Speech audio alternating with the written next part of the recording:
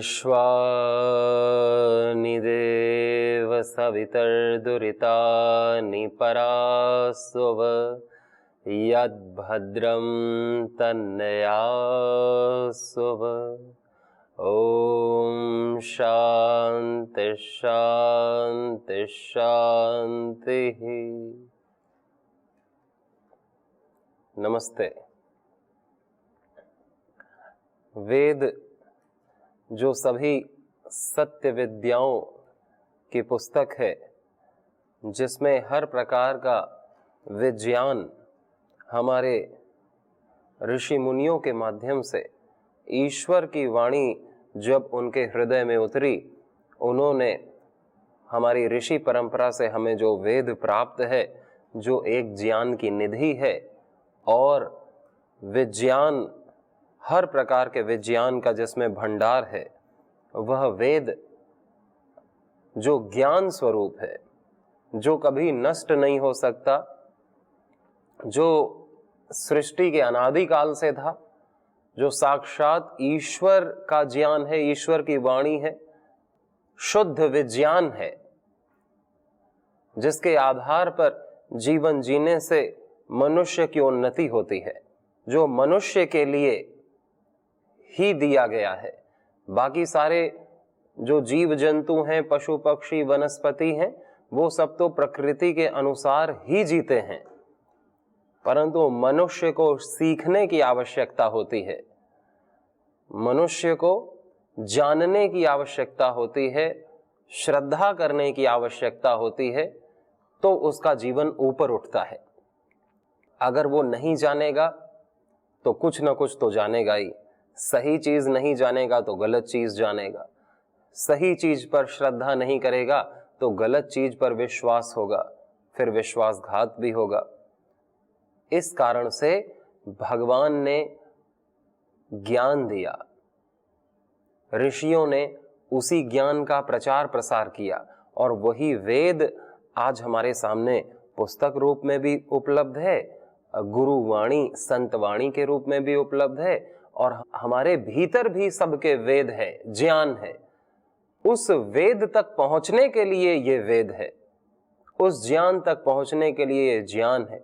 अंदर भी हमारे गुरु है, गुरुओं का गुरु है। स एष पूर्वेशामपि गुरु काले नानवच्छेदात्। उस गुरु तक पहुंचने के लिए हमारा प्रत्यक्ष गुरु है, हमारे गुरुदेव हैं, कि हम स्वयं गुरु की तरह जागृत हो सकें, हम स्वयं अपने गुरु बन सकें, हम स्वयं अपने मार्गदर्शक बन सकें। हमारा यह ज्ञान किसी उधार का ना हो, किसी का सुना हुआ, किसी पुस्तक का पढ़ा हुआ, कहीं का रटा हुआ ना हो। हम स्वयं ज्ञानी जागृत हों, हम स्वयं आस्थावान हो, श्रद्धावान हो, सत्यनिष्ठ हो। उस जागृति के लिए ये सारी चीजें हमारी स्मृति को जगाने के लिए हैं। ये सारा जो अक्षर स्वरूप में है, ये अक्षर है, इसका अर्थ है, वो अर्थ ज्ञान है, और वो ज्ञान जब हमारा अनुभव बनता है तो हम ज्ञानी कहलाते हैं। वो ज्ञान जब हमारी स्मृति में आता है, हमें याद रहता है, तो हम ज्ञानी कहलाते हैं। नहीं तो हम इस वेद को या बहुत सारा प्रवचन हमने सुना है, पढ़ा है, लेकिन हम उसे भूल जाते हैं। तो भूला हुआ व्यक्ति तो गलती कर बैठेगा, उसे याद नहीं रहेगा कैसे व्यवहार करना, कैसे आचरण करना, क्या वाणी करनी, कहाँ जागरूक रहना, हर समय कैसे जागरूक रहना, कैसे विकारों से बचा रहना। लेकिन कोई पढ़ा लिखा व्यक्ति भी, कोई शिष्य भी, कोई साधक भी गलती कर बैठता है, क्योंकि उसकी स्मृति से ज्ञान का लोप हो जाता है। स्मृति में जड़ता, आलस्य, प्रमाद का प्रभाव होता है। इस कारण से व्यक्ति गलती करता है और फिर वेद भी उसके काम नहीं आता। तो वेद जो हमारे ऋषि मुनि हुए, जिनका शुद्धतम अंतःकरण था, तो ये जो ज्ञान जो सर्वव्यापक चीज है, ज्ञान जो निर्गुण निराकार है, ज्ञान का कोई एक गुण नहीं, कोई एक आकार नहीं, ज्ञान तो जैसे भगवान वैसे ज्ञान, भगवान ही ज्ञान स्वरूप है।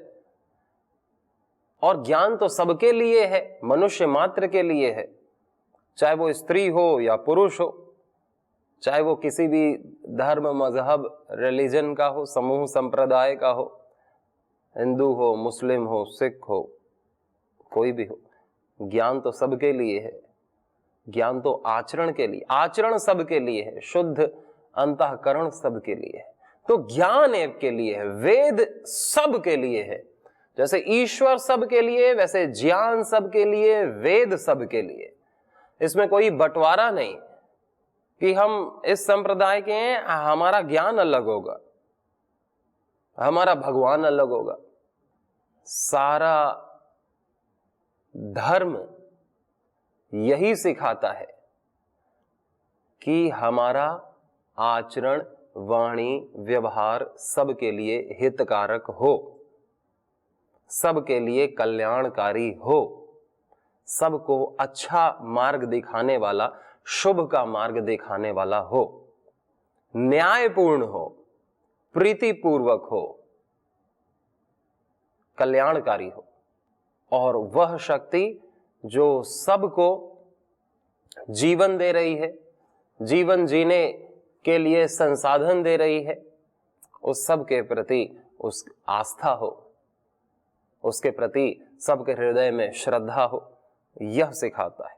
और जो ये नहीं सिखाता है फिर वो ठीक नहीं, सही नहीं। इसलिए कहते हैं महर्षि दयानंद जी कि वेद सभी सत्य विद्याओं का पुस्तक है और वेद को पढ़ना पढ़ाना, सुनना सुनाना सभी आर्यों का परम धर्म है। तो ज्ञान हमको समाधान देता है, हमको जीना सिखाता है, रास्ता दिखाता है कि हम इन इन तरीकों से अपने जीवन में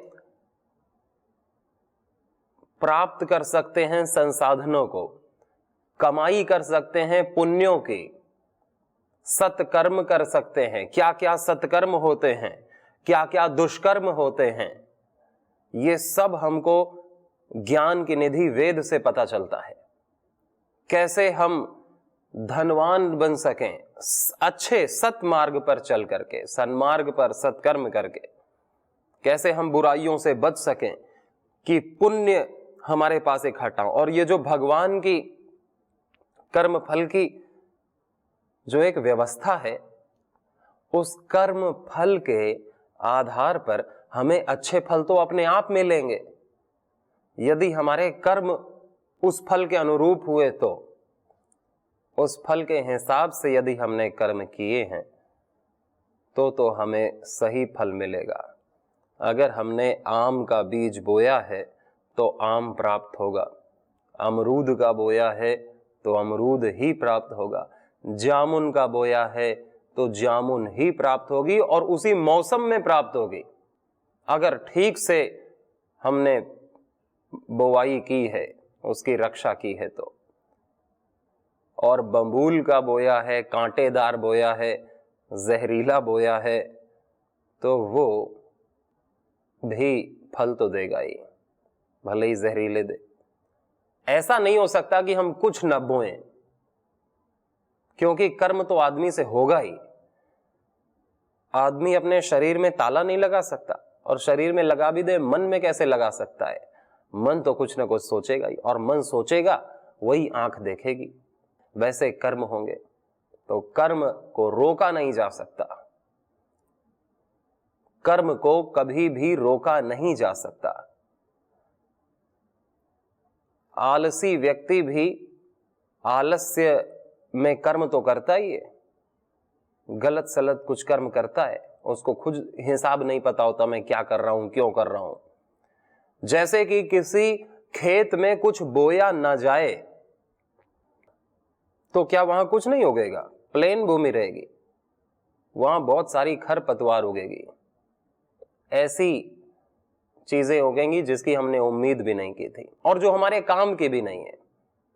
वो सारी की सारी खेत को भर देंगी और फिर हमको अपनी फसल बोनी है तो उनको ऐसे हम फसल नहीं बो सकते, उसको काटना पड़ेगा, फिर उनके बीज को निकालना पड़ेगा, खेत को जोतना पड़ेगा, फिर अपने बीज डालेंगे।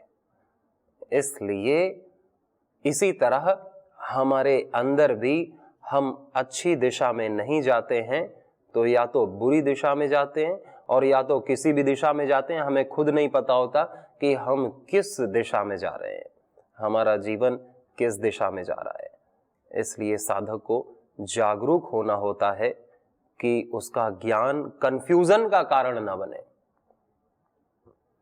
ज्ञान संशय उत्पन्न करने वाला ना बने।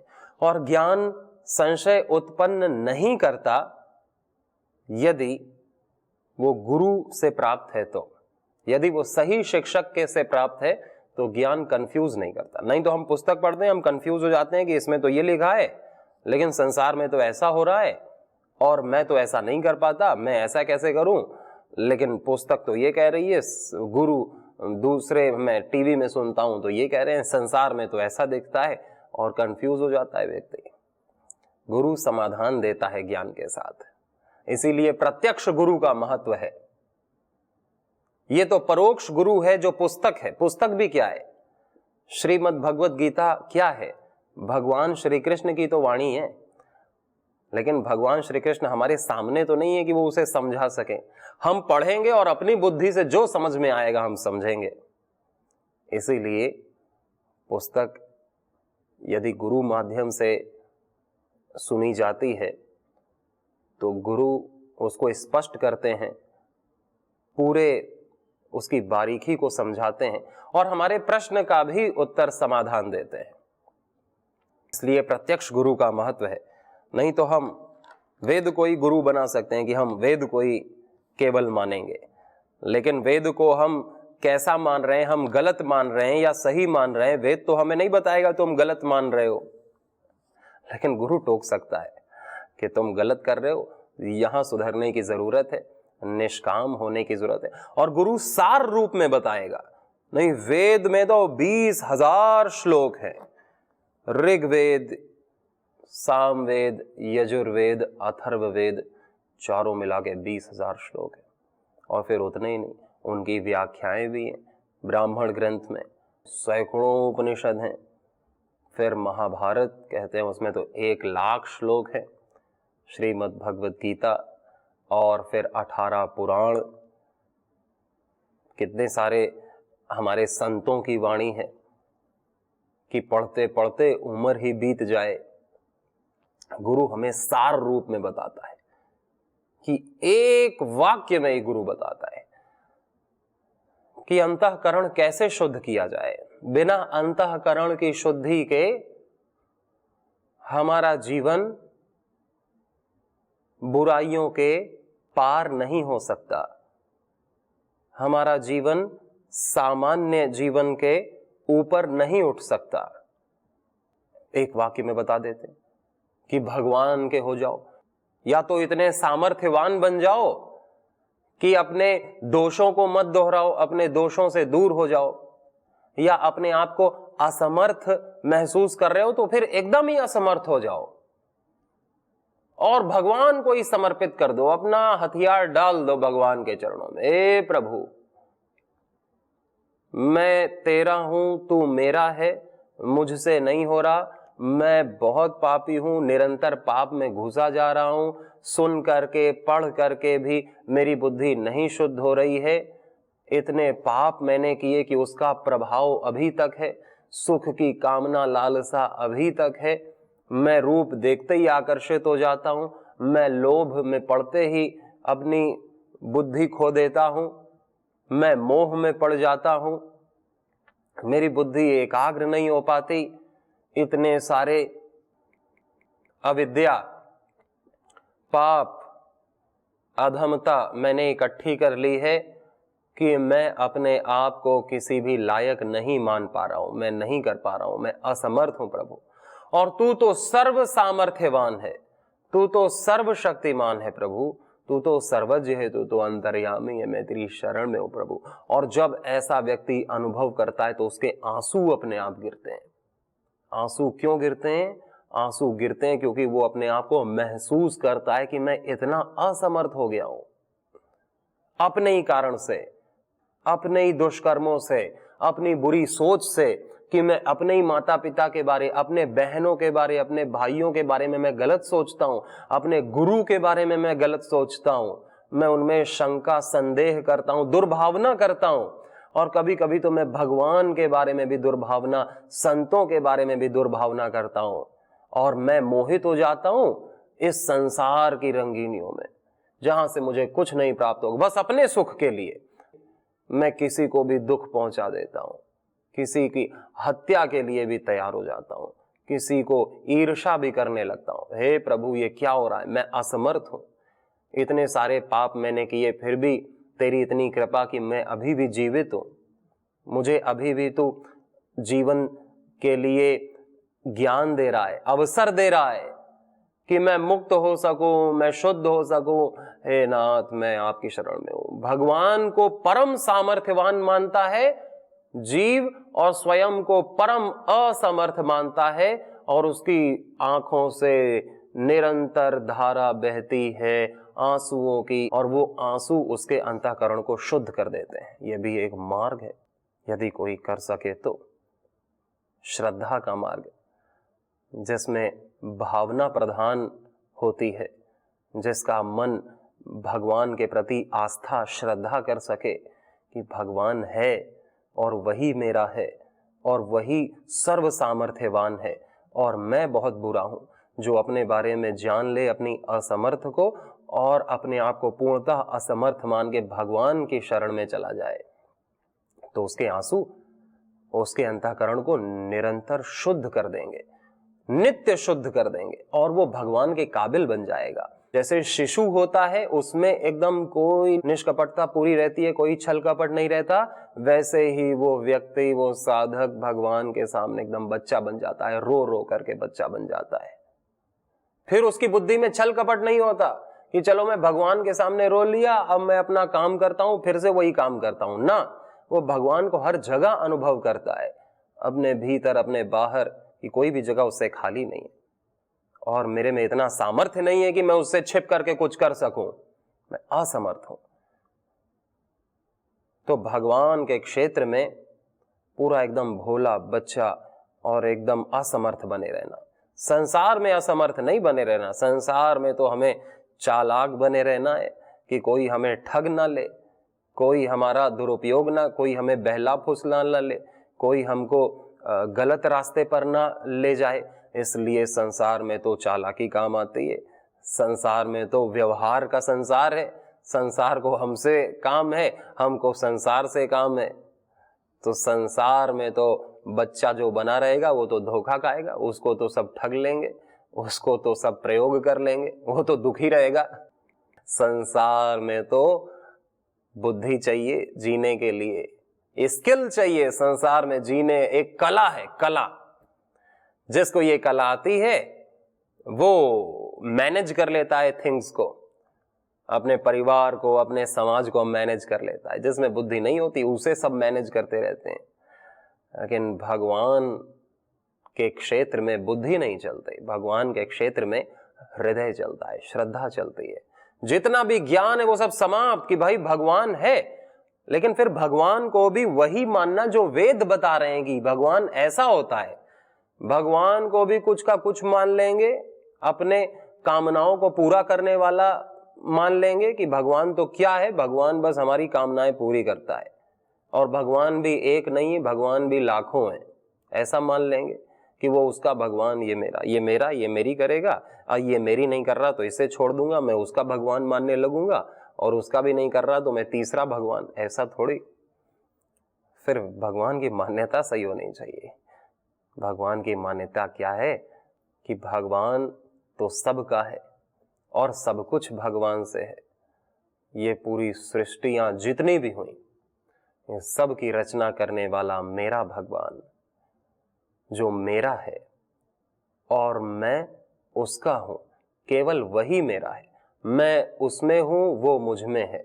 ये सब कुछ उसमें है और वो इसमें है। एकत्व है, सबके लिए, सबका है, हर जगह है, अभी भी है, सदा रहेगा, कभी छोड़ नहीं सकता कोई उसे। ऐसा भगवान को सर्व सामर्थ्यवान मान के जब हम उसकी शरण में जाते हैं, उसे अपने अंतःकरण में अनुभव करते हैं कि भगवान हमारे हर कर्म को नोट करता है, हर कर्म का ध्यान रखता है कि भगवान हमें फल दे सके, उसका इतनी कृपा करता है, इतना अवसर हमारे पुण्यों से उसने हमें यह मानव जन्म दिया, ये उसकी कृपा है कि वो हमारे अंतःकरण में है। हमारा हर छोटा काम करता है, बड़ा काम करता है, सब काम करता है। जैसे माँ बच्चे का सब काम करती है, बच्चा पेशाब कर दे, लैट्रिन कर दे, उल्टी कर दे, सब खराब कर दे, लेकिन माँ उसी प्रेम से उसे साफ करती है, बिना मुंह बनाए, बिना नाक से कोड़े, बिना घृणा किए माँ सब कुछ करती है और फिर बच्चे को साफ करके अपने हृदय से लगा लेती है, उसे प्रसन्न रखती है कि मेरा बेटा प्रसन्न रहे, मैं भले ही किसी भी अवस्था में पड़ी रहूं, मैं सोऊं या ना सोऊं, मेरा बच्चा अच्छे से सोए, कोई कष्ट ना हो, इसे रोए नहीं। कैसे बच्चे हैं हम? ऐसे बच्चे हैं जो सही काम कम गलत काम ज्यादा करते हैं, जो सही सोचना कम गलत सोचना ज्यादा करते हैं। कितनी भी ज्ञान की पढ़ लें, बातें कर लें, लेकिन हम करते वही हैं जो हमारे प्रारब्ध में है, जो हमारी आदत बन गई है, जो हमारा एक ढर्रा बन गया है, उसी से आचरण व्यवहार हमारा चलता रहता है। और भगवान अंदर बैठ करके सब देखता है और हम कैसे दिखा देते हैं भगवान को ये सब कुछ। हमारे इतने गंदे घटिया विचार हो जाते हैं कभी कभी कि भगवान को वो सब देखना पड़ता है कि ये मेरा प्यारा ये क्या सोच रहा है, ये क्या बोल रहा है, ये क्या कर रहा है। हम इतना गंदा गंदा काम भगवान को दिखा देते हैं और भगवान को उसको याद रखना पड़ता है। भगवान क्यों याद रखता है? कि मैं इसका फल दूंगा और ये दुख पा करके मेरी तरफ मुड़ेगा, या इसके अच्छे कर्म है तो मैं इसे अच्छा फल दूंगा, अनुकूल फल दूंगा कि ये और अच्छे कर्म करके पुण्य प्राप्त कर सके और मेरी तरफ मुड़ सके, सेवा कर सके, निष्काम हो सके। तो भगवान हमारे अच्छे बुरे कर्मों को याद रखता है, फल देता है कि हम कुल मिला के उसकी तरफ मुड़ सकें। दुख भी इसलिए है कि हम जाग करके देख सकें कि इससे तो दुख हो रहा है, इसका हम त्याग कर देंगे और हम भगवान की तरफ मुड़ें। सुख भी इसलिए है कि सुख में हम सेवा कर सकें, अच्छा सोच सकें और अनुकूल अवस्था में हम भगवान की तरफ मुड़ सकें। सब भगवान की तरफ मुड़ने के लिए भगवान ही कर रहा है और हमारे गंदे गंदे सारे विचारों को भी नोट करता है, अच्छे विचारों, सब विचारों को। ज्यादातर तो हम क्या करते हैं, हम दिन में कितना अच्छा विचार करते हैं और बाकी सब बुरा ही है। हमारी माँ बन करके हमारी गंदगी को साफ करता रहता है, हमें माफ करता रहता है, हमें अवसर देता रहता है और कहता है तुम मेरी शरण में आ जाओ, मैं सब भूलने को तैयार हूं, मैं तुम्हारे लिए सब करने को तैयार हूं। जो भगवान की इस कृपा का अनुभव करते हैं उनको भगवान से प्रेम होने लगता है और उसी प्रेम में वो अश्रुपात करके अपने हृदय को पवित्र करते हैं और भगवान अभिव्यक्त होने लगते हैं। शुद्ध अंतःकरण में ही भगवान अभिव्यक्त होता है, शुद्ध मन से भी भगवान अभिव्यक्त होता है। मनसाभिकृप्तो या एतद् विदुर अमृतास्ते भवन्ति, उसे जाना जा सकता है शुद्ध अंतःकरण से। मलिन अंतःकरण से भगवान को कभी भी नहीं जाना सकता। भगवान को क्या, किसी भी चीज को हम बुरे अंतःकरण से नहीं जाने जा सकता जिसमें हमारे सुख की ही आसक्ति, उससे नहीं जाना जा सकता। परंतु भगवान का निरंतर चिंतन चलता रहे, उसका अनुभव होता रहे, उसकी बातें हम सुनते रहें, प्रवचन सुनते रहें, उसके बारे में सुनते सुनते सुनते हमें उससे प्रेम हो जाता है। किसी के बारे में हम सुनते हैं तो उससे प्रेम हो जाता है, उसका महत्व जानते हैं। इसी तरह भगवान के बारे में प्रवचन सुनते सुनते, सोचते सोचते, मनन करते करते कुछ ही दिनों में, गिने चुने दिनों में हम रंग जाते हैं भगवान के रंग में। उसी के रंग में रंगने की देर है, बाकी सब भगवान संभाल लेते हैं। सभी को बहुत सारी शुभकामनाएं। नमस्ते।